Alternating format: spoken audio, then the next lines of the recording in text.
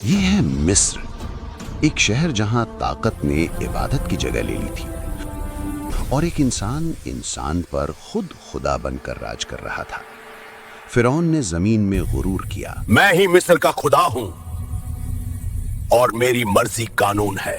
وہ مردوں کو قتل کرواتا تھا، چھوڑ دو، چھوڑ دو، چھوڑ دو، مہربانی مجھے چھوڑ دو، اور عورتوں کو خوف کے ساتھ زندہ چھوڑ دیتا تھا۔ تیرا بیٹا مر گیا۔ اور جب ظلم حد سے بڑھ جاتا ہے تو اللہ تقدیر بدل دیتا ہے۔ رب خاموش نہیں رہتا، وہ سب دیکھ رہا ہے۔ اسی ظلم کے دور میں موسیٰ علیہ السلام پیدا ہوئے۔ یا رب، اس بچے کی حفاظت فرما۔ ہم نے ماں کے دل کو مضبوط کیا اور دریا کو محافظ بنا دیا۔ یا رب، اس بچے کی حفاظت فرما۔ اور ظلم کے محل میں پہلی بار رحمت اتری۔ فرعون کے دل میں پہلی بار خوف جاگا۔ ملکہ نے دریا سے بچہ اٹھایا ہے۔ الحمدللہ، شکر ہے اللہ کا۔ حمد پہ کہیں یہ بچہ میری حکومت نہ گرا دے۔ جب موسیٰ علیہ السلام جوان ہوئے، اللہ نے انہیں قوت اور حکمت سے نوازا۔ موسیٰ علیہ السلام نے شہر کے اس حصے میں قدم رکھا جہاں بنی اسرائیل رہتے تھے، اور وہیں لڑائی دیکھنے کو ملی۔ موسیٰ علیہ السلام نے ایک آدمی کو مارا اور وہ گر گیا۔ بابا کہی، یا اللہ مجھے معاف فرما، مجھ سے غلطی ہو گئی۔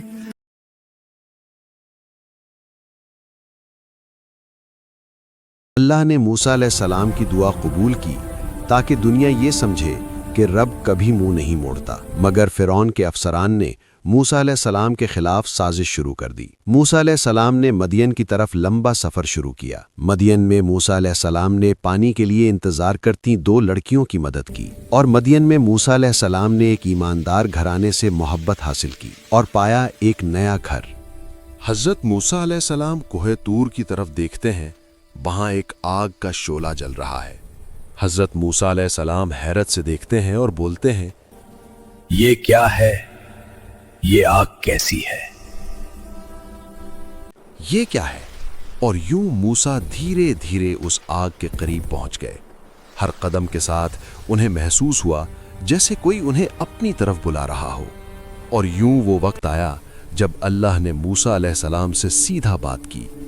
اللہ نے فرمایا، یا موسیٰ، میں تیرا رب ہوں، اپنے جوتے اتار دے، تو مقدس وادی طوا میں ہے اور میں نے تجھے چنا ہے، تو میری بات کو غور سے سن۔ بے شک میں ہی اللہ ہوں، میرے سوا کوئی معبود نہیں، تو میری عبادت کر اور میری یاد کے لیے نماز قائم کر۔ اللہ نے فرمایا، اور تیرے ہاتھ میں یہ کیا ہے موسیٰ؟ موسیٰ علیہ السلام نے جواب دیا، اے میرے رب، یہ میری عصا ہے۔ اللہ نے فرمایا، اسے زمین پر ڈال دے موسیٰ۔ جب موسیٰ علیہ السلام نے عصا زمین پر ڈالی تو وہ ایک سانپ میں تبدیل ہو گئی جو تیزی سے ہل رہا تھا۔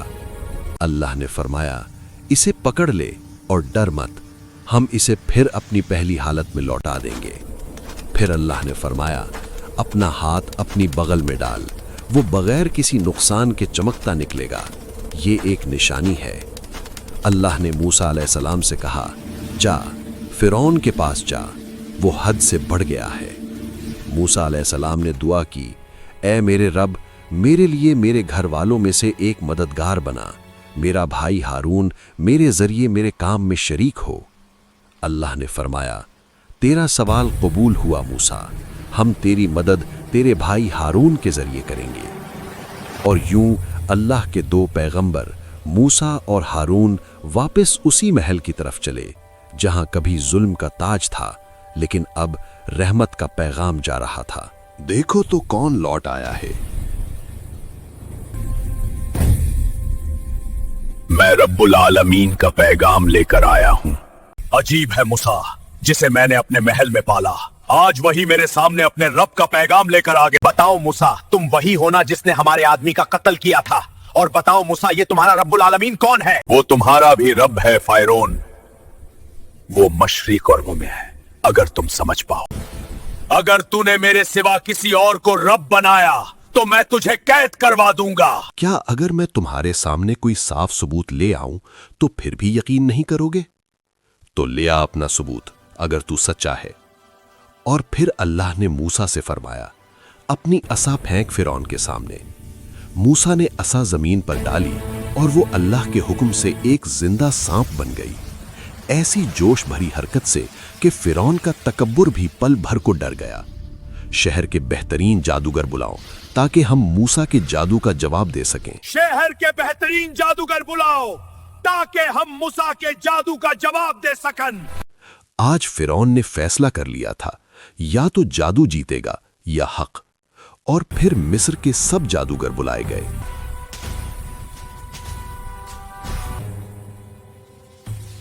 तुम पहले फेंको या हम फेंकें? पहले तुम फेंको। उन्होंने लोगों की आंखों पर जादू कर दिया और एक अजीम जादू दिखा दिया। और ये देखकर मूसा के दिल में हल्का सा डर पैदा हुआ। अल्लाह ने मूसा से कहा, मत डर मूसा, तू ही बुलंद रहेगा। और फेंक दे जो तेरे हाथ में है, वो इनके बनाए हुए सब जादू को निगल लेने का। इनका जादू सिर्फ एक धोखा है और जादूगर कभी कामयाब नहीं होता। और सब जादूगर सजदे में गिर पड़े। ए मूसा, तेरे जादू ने मेरे लोगों के दिलों में फितना फैला दिया और तेरी कौम बानी इज़राइल मिस्र से निकल जाओ। फिरौन समझ रहा था कि वो मूसा को निकाल रहा है, मगर असल में अल्लाह उसे अपनी कुदरत का मंजर दिखाने ले जा रहा था। अल्लाह ने मूसा को हुक्म दिया, अपने बंदों को रात के वक्त ले चलो, क्योंकि तुम्हारा दुश्मन तुम्हारा पीछा करेगा। और जब फिरौन को खबर मिली, उसने अपने सिपाहियों को बुलाया कि मूसा और उनकी कौम भाग गए हैं। और फिरौन निकल पड़ा अपनी फौज के साथ, गुरूर और गुस्से में डूबा हुआ। सामिरो फिरौन का लश्कर पहुंच गया। अब हम पकड़े गए ना, अब तो बचने का कोई रास्ता नहीं। नहीं, मेरा रब मेरे साथ है, वो जरूर मुझे रास्ता दिखाएगा। और अल्लाह ने मूसा को हुक्म दिया, अपनी असा समंदर पर मार। और समंदर दो हिस्सों में बट गया, दोनों तरफ पानी पहाड़ों की तरह जम गया। और मूसा अपनी कौम को लेकर उस रास्ते से गुजर गए। मगर कहानी यहाँ रुकती नहीं। फिरौन गुस्से और गुरूर की आग में जलता हुआ अपनी खौफनाक फौज के साथ निकल चुका था। मूसा, हारून और बनी इसराइल के निशानों के पीछे तकदीर अपनी सबसे बड़ी तकरार लिखने वाली थी।